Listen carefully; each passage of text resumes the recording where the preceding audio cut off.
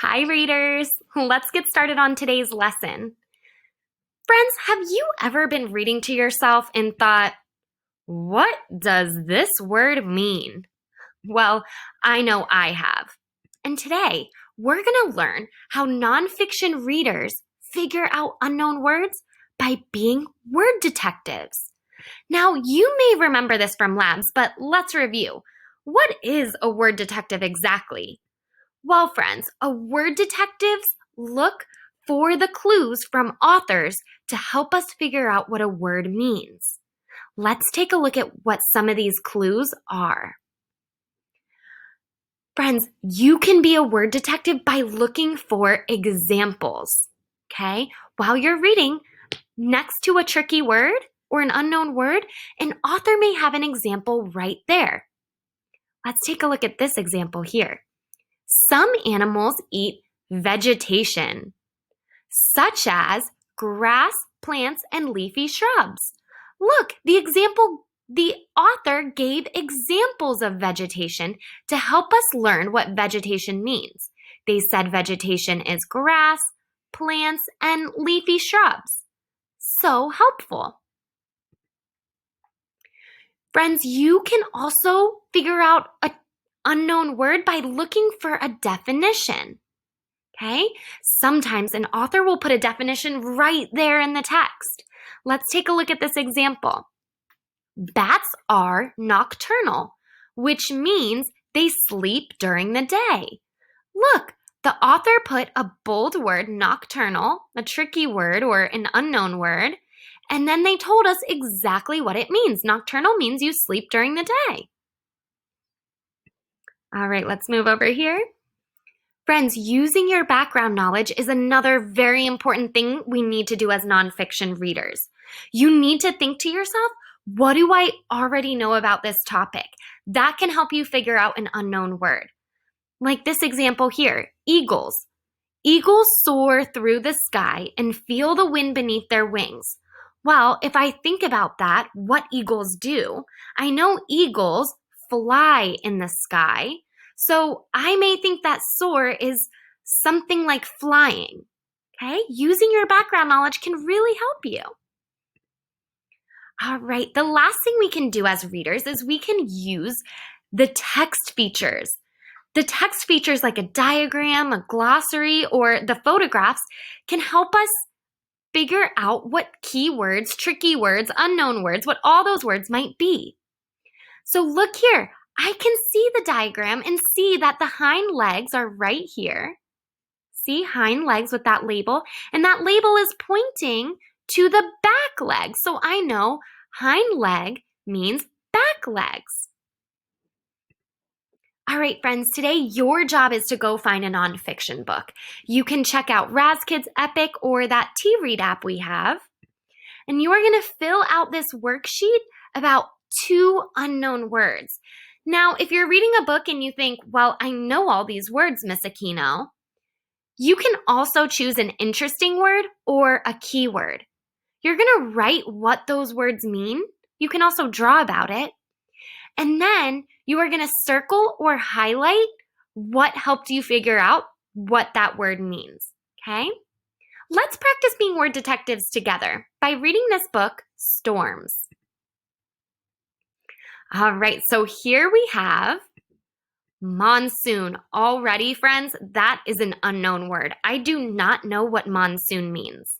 I'm going to keep reading, and remember, as I'm reading, I'm looking for examples.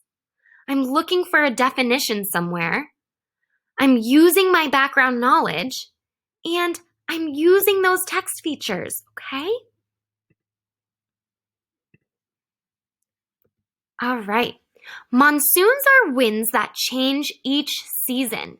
India has only 2 seasons. Winter monsoons are dry. Summer monsoons bring lots of rain. Everyone cheers because the rains help food grow. Well, friends, my unknown word was monsoon. And what the word means, well, it tells us right here. Monsoons are winds that change each season. So that's what I'm going to write. Monsoons are winds that change each season. Monsoons can also be dry and can bring lots of rain. It says that right here. Now, what helped me figure out what that word means? I started by looking for examples, but that didn't really help me. Looking for a definition? Yeah, that helped me. It told me right there in the text that monsoons are winds that change each season. Super helpful. I didn't really use my background knowledge for this because I don't have any background knowledge on monsoons. But I did use some text features. Friends, this photograph here shows exactly how monsoons can bring lots of rain. That helps me understand what monsoons are. Awesome, so now we have one word. Let's take a look at the next page, see if we can find another unknown word. Tornado. Strong winds blow. Dark clouds cover the sky. Hail falls. Suddenly, it's quiet. In the distance, a cone-shaped funnel. Funnel? I don't know what that word means. I'm going to keep reading. A cone-shaped cloud touches the ground. Tornado, twister, cyclone. These are all names for a fierce, fast-twisting wind. Overwater tornadoes are called waterspouts. Take a look at the photograph and weather words. Looks like we have a bold word here. Oh my goodness, and look at that, funnel. Here's the definition. A cone shape, wider at the top. Awesome. All right, friends, let's get started. When we look for examples, we don't really see them on this page. That's okay. Looking for a definition? Yep, we found that definition, friends. It told us in the words here, a cone shape, and it told us in this, it told us the definition here. Awesome. Friends, I can also use my background knowledge to figure out this unknown word. I can think, what do I already know about tornadoes? That's the topic, right? Well, I know what tornadoes look like. I've actually seen a tornado in real life, and I know it kind of looks like this. So a funnel shape probably looks like this if it's describing the shape of a tornado. All right, friends, and if I was using the text features to help me, that definitely helped me. This bold word right here with the definition, that's a text feature. I can also use the picture to help me see what a funnel shape may be. All right, so on my worksheet, I would write the word, the definition, highlight what helped me, and be done. Okay? Remember, friends, you can also look for a definition by checking out the glossary in the back of the book.